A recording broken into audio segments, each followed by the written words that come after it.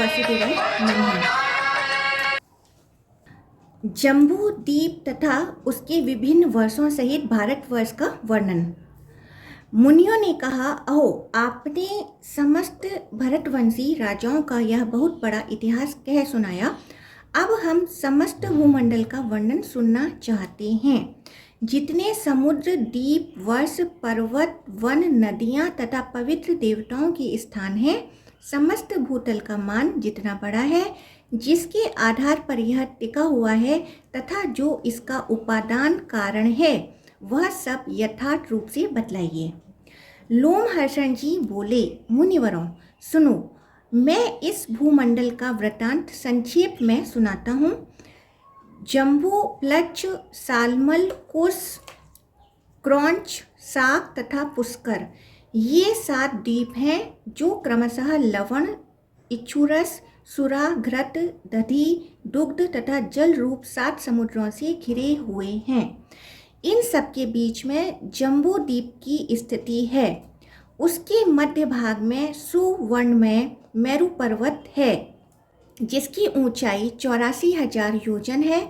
वह पृथ्वी के भीतर 16,000 योजन तक चला गया है तथा उसके शिखर की चौड़ाई 32,000 योजन है। उसके मूल का विस्तार 16,000 योजन है। वह पर्वत पृथ्वी रूपी कमल की कर्णिका को रूप में स्थित है।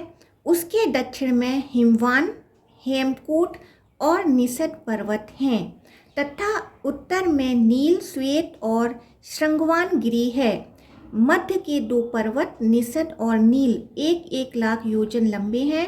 शेष पर्वत क्रमशः 10-10 हजार योजन छोटे होते गए हैं। उन सब की ऊंचाई और चौड़ाई 2-2 हजार योजन है। मेरु के दक्षिण में भारतवर्ष है, उससे उत्तर किमपुरवर्ष तथा उससे भी उत्तर हरिवर्ष है। इसी प्रकार मेरु के उत्तर भाग में सबके अंत में रम्यक वर्ष, उससे दक्षिण हिरमय वर्ष तथा उससे भी दक्षिण उत्तर कुरु है। इन 6 वर्षों के बीच में इलाव्रत वर्ष है, जिसके मध्य भाग में सुवर्ण में ऊंचा मेरु पर्वत खड़ा है। यह वर्ष मेरु के चारों ओर 9,000 योजन तक फैला हुआ है।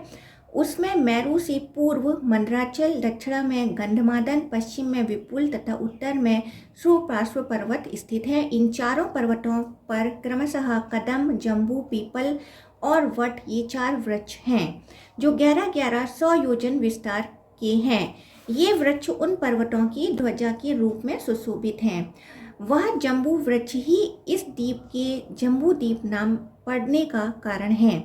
उसके फल विशाल गजराज के बराबर होते हैं। वह गंधमादन पर्वत पर सब ओर गिरकर फूट जाते हैं। उनके रस से वहाँ जम्बू नाम की नदी बहती है। वहाँ के निवासी उसी नदी का जल पीते हैं। उसके पीने से लोगों के शरीर और मन स्वस्थ रहते हैं। उन्हें खेद नहीं होता, उनके शरीर में दुर्गंध नहीं होती तथा उनकी इंद्रियां कभी क्षीण नहीं होती। जम्बू के रस को पाकर उस नदी के तट की मिट्टी जाम्बू नद नामक सुवर्ण के रूप में परिणत हो जाती है, जो सिद्धों के आभूषणों के काम आती है। मेरु से पूर्व भद्रासु और पश्चिम में केतुमाल वर्ष हैं। इन दोनों के बीच इलाव्रत वर्ष है। मेरु के पूर्व चैत्ररथ, दक्षिण में गंधमादन, पश्चिम में व्यभराज तथा उत्तर में नंदनवन है। इसी प्रकार भिन्न भिन्न दिशाओं में अरुणोदय, महाभद्र, असितोत तथा मानस, ये 4 सरोवर हैं जो सदा देवताओं के उपभोग में आते हैं। शांतवान, चक्रकुंज, कुररी, माल्यवान तथा वैकंग आदि पर्वत मेरु के पूर्व भाग में केसराचल के रूप में स्थित हैं। त्रिकुट, शिशिर, पतंग, रुचक तथा निषिद्ध आदि दक्षिण भाग के केसर पर्वत हैं। सिकिवास, वैदुर्य, कपिल, गंधमादन और जारुधि आदि पश्चिम भाग के केसराचल हैं। शंखकूट, ऋषभ, हंस, नाग तथा कालंजर आदि अन्य पर्वत उत्तर भाग के केसराचल हैं। मेरुगिरी के ऊपर 14,000 योजन के विस्तार वाली एक विशालपुरी है जो ब्रह्मा जी की सभा कहलाती है। उसमें सब और 8 दिशाओं और विदिशाओं में इंद्र आदि लोकपालों के विख्यात नगर हैं। भगवान विष्णु के चरणों से निकलकर चंद्रमंडल को आप्लावित करने वाली गंगा ब्रह्मापुरी के चारों ओर गिरती है। वहां गिरकर वह चारों भागों में बट जाती है। उस समय उनके क्रमशः सीता, अलकनंदा, चक्षु और भद्रा नाम होते हैं। पूर्व ओर सीता एक पर्वत से दूसरे पर्वत पर होती हुई पूर्ववर्ती भद्राश्व वर्ष के मार्ग से समुद्र में जा मिलती है। इसी प्रकार अलकनंदा दक्षिण पथ से भारतवर्ष में आती और वहाँ 7 भेदों में विभक्त होकर समुद्र में मिल जाती है। चक्षु की धारा पश्चिम के संपूर्ण पर्वतों को लांघकर केतुमाल वर्ष में आती और समुद्र में मिल जाती है। इसी प्रकार भद्रा उत्तरगिरी तथा उत्तर कुरु को लांघकर उत्तर समुद्र में मिलती है। माल्यवान और गंधमादन पर्वत नीलगिरी से लेके निषद पर्वत तक फैले हुए हैं। उन दोनों के मध्य भाग में मेरु कर्णिका के आकार में स्थित है। भारत, केतुमाल, भद्राश्व तथा कुरु ये द्वीप लोक रूपी कमल के पत्र हैं। जठर और देवकूट ये 2 मर्यादा पर्वत हैं। ये नील से निषद पर्वत तक उत्तर दक्षिण में फैले हुए हैं। ये दोनों मेरु के पश्चिम भाग में पूर्ववत स्थित हैं। त्रिशंग और जारोधी ये उत्तर दिशा के वर्ष पर्वत हैं जो पूर्व से पश्चिम और समुद्र के भीतर तक चले गए हैं। ब्राह्मणों, इस प्रकार मैंने मर्यादा पर्वतों का वर्णन किया जो मेरु के चारों ओर 2-2 करके स्थित हैं। मेरु पर्वत के सब ओर जो केसर पर्वत बतलाए गए हैं उनकी गुफाएं बड़ी मनोहर हैं जिनमें सिद्ध और चारण निवास करते हैं। वहाँ सुरम्य वन और नगर हैं। लक्ष्मी, विष्णु, अग्नि, सूर्य तथा इंद्र आदि देवताओं के बड़े बड़े मंदिर हैं जो किन्नरों से सेवित हैं। उन पर्वतों की रमणीय गुफाओं में गंधर्व, यक्ष, राक्षस, दैत्य और दानव दिन रात विहार किया करते हैं। वे पर्वत इस पृथ्वी के स्वर्ग माने गए हैं। वहाँ धर्मात्माओं का निवास है। पापी मनुष्य सैकड़ों जन्म धारण करने पर भी वहाँ नहीं जा सकते। भद्राश्व वर्ष में भगवान विष्णु हयग्रीव रूप से विराजमान है। केतुमाल में वाराह, भारतवर्ष में कच्छप तथा उत्तर कुरु में मत्स्य रूप धारण करके रहते हैं। सर्वेश्वर भगवान श्री हरि सर्वस्वरूप हैं तथा विश्व रूप में वे सर्वत्र सुशोभित होते हैं। अखिल जगत स्वरूप भगवान विष्णु सबके आधारभूत हैं। किंब पुरुष आदि जो 8 वर्ष हैं उनमें शोक, आयास, उद्वेग तथा क्षुधा का भय आदि दोष नहीं है। वहाँ की प्रजा सब प्रकार से स्वस्थ, निर्भय तथा सब प्रकार के दुखों से रहित है। उन सब की स्थिर आयु 10-12 हजार वर्षों तक की होती है। इन स्थानों में पृथ्वी के क्षुधा, पिपासा आदि अन्य दोष भी नहीं प्रकट होते। इन सभी वर्षों में 7-7 कुल पर्वत हैं जिनमें सैकड़ों नदियाँ प्रकट हुई हैं। समुद्र के उत्तर और हिमालय के दक्षिण का जो देश है उसका नाम भारतवर्ष है। उसी में राजा भरत की संतान तथा प्रजा रहती हैं। उसका विस्तार 9000 योजन है। भारतवर्ष कर्मभूमि है। वहाँ इच्छानुसार साधन करने वालों को स्वर्ग तथा मोक्ष प्राप्त होते हैं। भारत में महेंद्र, मलय, श्रहा, सुक्तिमान, रक्ष, विंध्य और पारियात्र ये 7 कुल पर्वत हैं। यहाँ सकाम साधन से स्वर्ग प्राप्त होता है, निष्काम साधन से मोक्ष मिलता है तथा यहाँ के लोग पाप करने पर तिर्यक योनि और नरकों में भी पड़ते हैं। भारत के सिवा अन्यत्र मनुष्यों के लिए कर्म भूमि नहीं है। इस भारत वर्ष के 9 भेद हैं: इंद्रदीप, कसेतुमान, ताम्रवर्ण, गबस्तिमान, नागदीप, सौम्यदीप, गंधर्वदीप, वारुणदीप तथा समुद्र से घिरा हुआ यह नवा द्वीप भारत। यह नवम द्वीप दक्षिण से उत्तर तक 1000 योजन लंबा है।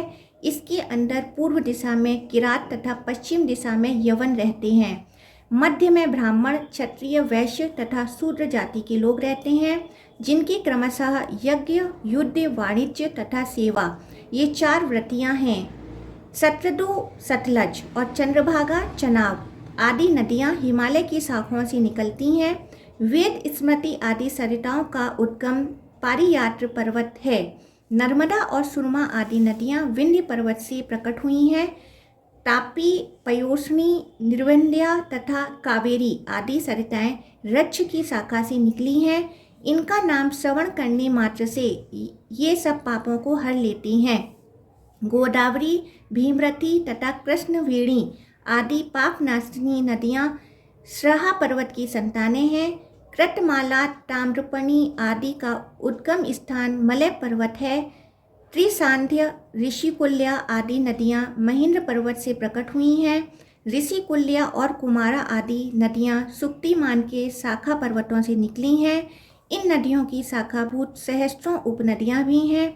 इनके मध्य में कुरु, पांचाल मध्य प्रदेश, पूर्वदेश, कामरूप आसाम, पौंड्र, कलिंग उड़ीसा, मगध दक्षिण के प्रदेश, अपरांत सौराष्ट्र, काठियावाड़, शूद्र, आभीर, अभुद्र, आबू, मरु, मारवाड़, मालवा, परियात्र, सौवीर, सिंध, साल्व, साकल्य, मद्र, अम्बस्ट तथा पारसिक आदि प्रदेश और वहाँ के निवासी रहते हैं। वह उपयुक्त नदियों के जल पीते तथा समभाव से रहते हैं। उप प्रदेश के लोग बड़े सौभाग्यशाली एवं हष्टपुष्ट हैं। उन सबका निवास भारतवर्ष ही है। महामुनि, सतयुग, त्रेता, द्वापर और कलयुग, ये 4 युग इस भारतवर्ष में ही होते हैं, अन्यत्र कहीं नहीं होते। यही पारलौकिक लाभ के लिए यति तपस्या करते, यज्ञ करता, अग्नि में आहुति डालते तथा दाता आदर पूर्वक दान देते हैं। जम्बू द्वीप में मनुष्य सदा अनेक यज्ञों द्वारा यज्ञ में यज्ञ पुरुष भगवान विष्णु का यजन करते हैं। अन्य द्वीपों में दूसरे प्रकार की उपासनाएं हैं। महामुनि, जम्बू द्वीप में भी भारतवर्ष सबसे श्रेष्ठ है, क्योंकि यह कर्म भूमि है और अन्य देश भोग भूमि है। यहाँ लाखों जन्म धारण करने के बाद बहुत बड़े पुण्य के संचय से जीव कभी मनुष्य जन्म पाता है। देवता यह गीत गाते हैं कि जो जीव स्वर्ग और मोक्ष के हेतु भूत भारतवर्ष के भूभाग में बारंबार मनुष्य रूप में उत्पन्न होते हैं और फलेच्छा से रहित कर्म का अनुष्ठान करके उन्हें परमात्मा स्वरूप श्री विष्णु को अर्पण कर देते हैं, वे धन्य हैं। जो इस कर्म भूमि में उत्पन्न हो सत्कर्मों द्वारा अपने अंतकरण को शुद्ध करके भगवान अनंत में लीन होते हैं, उनका जीवन धन्य है। हमें पता नहीं इस स्वर्ग लोक की प्राप्ति कराने वाले पुण्य लोक के क्षीण होने पर हम फिर कहाँ देह धारण करेंगे। वह मनुष्य जो भारतवर्ष में जन्म लेकर संपूर्ण इंद्रियों में संपन्न है, धन्य है। विप्रवरों, यह 9 वर्ष से युक्त जम्बू द्वीप का वर्णन किया गया। इसका विस्तार 1 लाख योजन है, तथापि यहाँ संक्षेप से ही बताया गया है। जम्बू द्वीप को गोलाकार में चारों ओर से घेरकर खारे पानी का समुद्र स्थित है। उसका विस्तार भी 1 लाख योजन है। इसके पश्चात है प्लक्ष आदि 6 द्वीपों का वर्णन और भूमि का मान। लोमहर्षण जी कहते हैं, जिस प्रकार जम्बू द्वीप खारे पानी के समुद्र से घिरा हुआ है, उसी प्रकार उस समुद्र को भी घेर कर प्लक्ष द्वीप स्थित है। जम्बू द्वीप का विस्तार 1 लाख योजन बताया गया है। प्लक्ष द्वीप का विस्तार उससे दुगना है। प्लक्ष द्वीप के स्वामी राजा मेधातिथि के 7 पुत्र हुए। उनमें ज्येष्ठ पुत्र का नाम शांतमय है। उससे छोटे क्रमशः शिशिर, सुखोदय, आनंद, शिव, क्षेम के तथा ध्रुव हैं।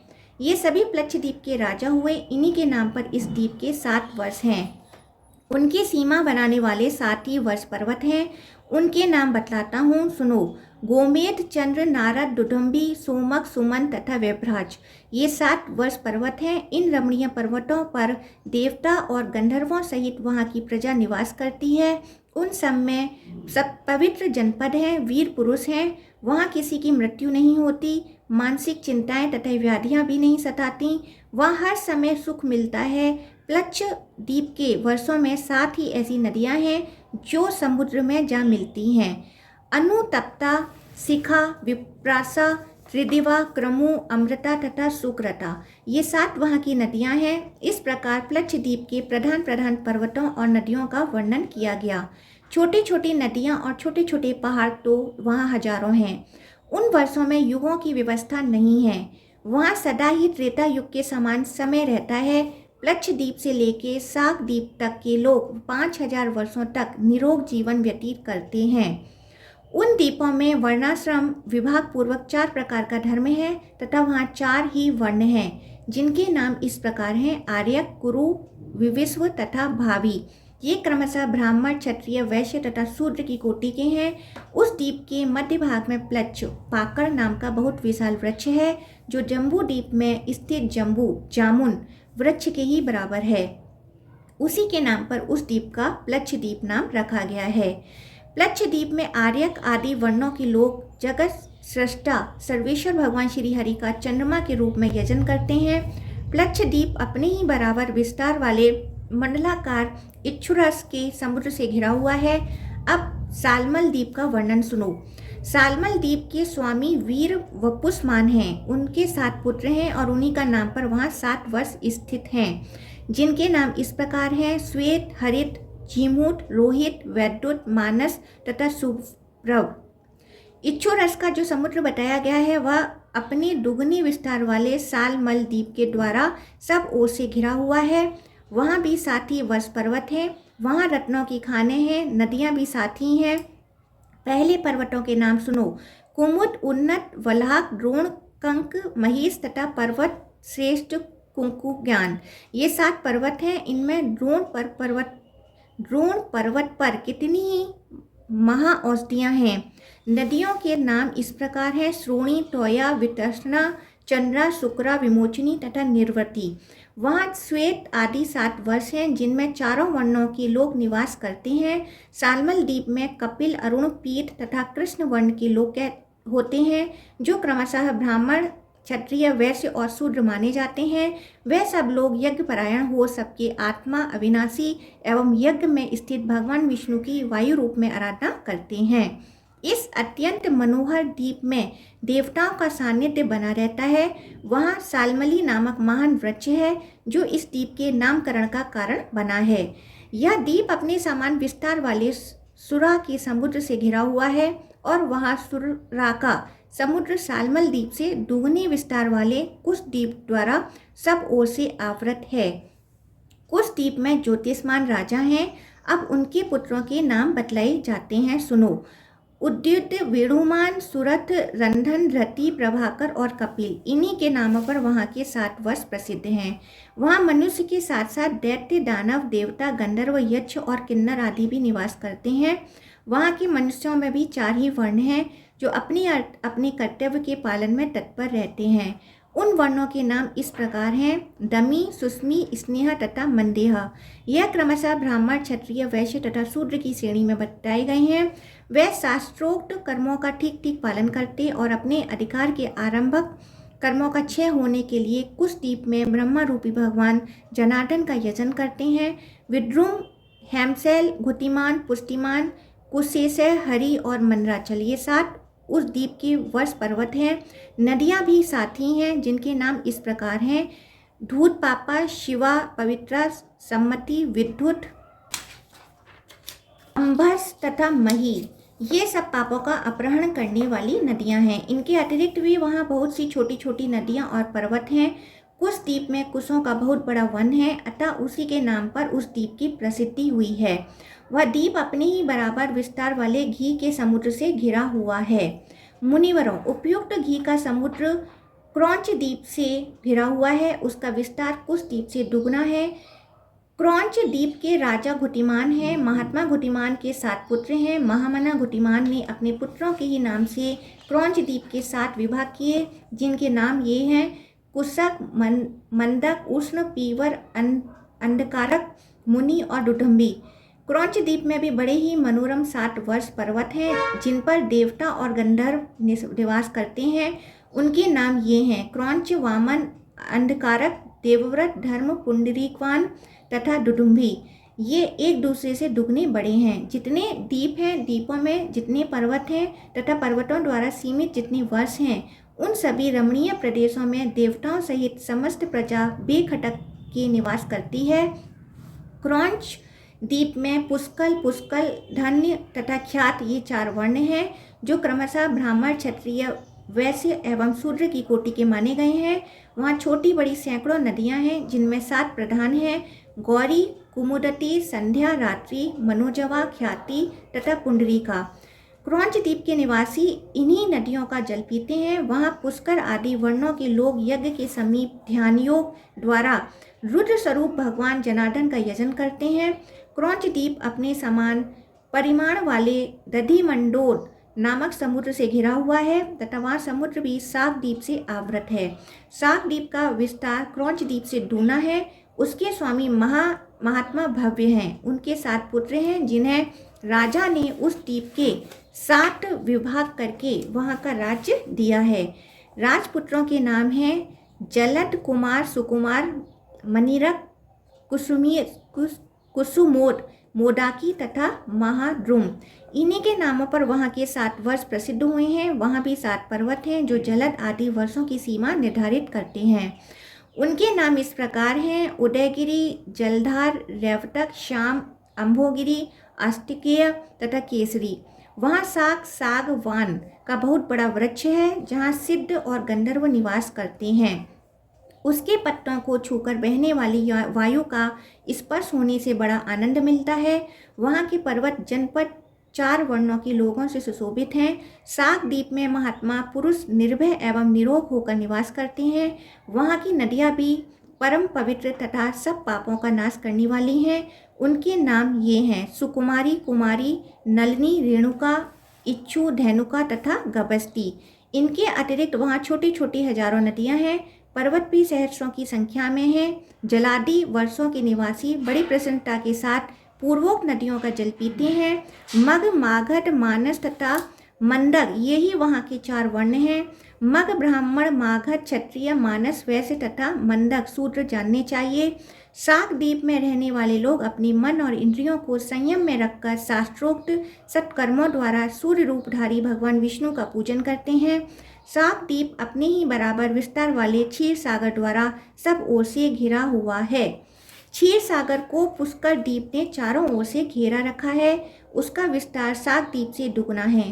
पुष्कर के महाराज सवन को 2 पुत्र हुए, महावीर और धातकी। उनके दोनों के नाम पर उस द्वीप के 2 विभाग हुए हैं। एक का नाम महावीर वर्ष और दूसरे का धातकी वर्ष है। उस द्वीप में एक ही वर्ष पर्वत है जो मानसोत्तर के नाम से विख्यात है। मानसोत्तर पर्वत पुष्कर द्वीप के मध्य भाग में वलयाकार स्थित है। उसकी ऊंचाई 50,000 योजन की है, चौड़ाई भी उतनी ही है। वह उस द्वीप के चारों ओर मंडलाकार स्थित है। वह पुष्कर द्वीप को बीच से चीरता हुआ सा खड़ा है। उसी से विभक्त होकर उस द्वीप के 2 खंड हो गए हैं। प्रत्येक खंड गोलाकार है और उन दोनों खंडों के बीच में वह महापर्वत स्थित है। वहाँ के मनुष्य 10,000 वर्षों तक जीवित रहते हैं। वे सब लोग रोग शोक से वर्जित तथा राग द्वेष से शून्य होते हैं। उनमें ऊंच नीच का कोई भेद नहीं है। वहाँ ना कोई वध्य है न वधिक। वहाँ के लोगों में ईर्ष्या, असूया, भय, रोग, रोष, दोष और लोभ आदि नहीं होते। महावीर वर्ष मानसोत्तर पर्वत के बाहर है और धात की वर्ष भीतर। उसमें देवता और दैत्य आदि सभी निवास करते हैं। पुष्कर द्वीप में सत्य और असत्य नहीं है। उनके दोनों के खंडों में ना कोई नदी है न दूसरा पर्वत। वहाँ के मनुष्य देवताओं के समान रूप और वेश वाले होते हैं। उन दोनों वर्षों में वर्ण और आश्रम का आचार नहीं है। वहाँ किसी के धर्म का अपहरण नहीं होता। वेद त्रयी वार्ता, कृषि, वाणिज्य आदि, दंड नीति तथा शुश्रूषा आदि का व्यवहार भी नहीं देखा जाता। अतः उक्त दोनों वर्ष भूमंडल के उत्तम स्वर्ग समझे जाते हैं। वहाँ का प्रत्येक समय सबके लिए सुखद होता है। किसी को जरा अवस्था या रोग का कष्ट नहीं होता। पुष्कर द्वीप में एक बरगद का विशाल वृक्ष है जो ब्रह्मा जी का उत्तम स्थान माना गया है। उसके नीचे देवता और असुरों से पूजित भगवान ब्रह्मा निवास करते हैं। पुष्कर द्वीप अपने समान विस्तार वाले मीठे जल के समुद्र से घिरा है। इस प्रकार 7 द्वीप 7 समुद्रों से आवृत हैं। एक द्वीप और समुद्र का विस्तार समान माना गया है। उसकी अपेक्षा दूसरे समुद्र और द्वीप दुगने बड़े हैं। सब समुद्रों में सदा समान जल रहता है। उसमें कभी न्यूनता या अधिकता नहीं होती। जैसे बटलोई में रखा हुआ जल आग का संयोग होने से उफन उठता है, उसी प्रकार चंद्रमा की वृद्धि होने पर समुद्र के जल में ज्वार आता है। उसका जल बढ़ता है और फिर घट जाता है, तथापि उसमें न्यूनता या अधिकता नहीं होती। शुक्ल और कृष्ण पक्ष में चंद्रमा के उदय या अस्त होने पर समुद्र के जल का उत्थान 1500 अंगुल ऊंचे तक देखा गया है। उत्थान के बाद जल पुनः उतार में आ जाता है। पुष्कर द्वीप में सबके लिए भोजन स्वतः उपस्थित हो जाता है। वहाँ की समस्त प्रजा सदा षड्रस युक्त भोजन करती है। स्वादिष्ट जल वाले समुद्र के दोनों तटों पर लोकों की स्थिति देखी जाती है। उसके आगे की भूमि सुवर्णमयी है, जिसका विस्तार पुष्कर द्वीप से दुगना है। वहाँ किसी भी जीव जंतु का निवास नहीं है। उसके आगे लोकालोक पर्वत है, जो 10,000 योजन तक फैला हुआ है। उसकी ऊंचाई भी उतनी ही योजन की है। लोकालोक पर्वत के बाद अंडकाकार है, जो उस पर्वत को सब ओर से आच्छादित करके स्थित है। अंडकार भी अंडकाटाहट के द्वारा सब ओर से घिरा है। इस प्रकार अंडकटाह द्वीप तथा पर्वतों सहित इस संपूर्ण पृथ्वी का विस्तार 50 करोड़ योजन है। यह भूमि सबका धारण पोषण करने वाली है। इसमें सब भूतों की अपेक्षा अधिक गुण हैं। यह संपूर्ण जगत की आधारभूता हैं। आगे है पाताल और नरकों का वर्णन तथा हरि नाम कीर्तन की महिमा।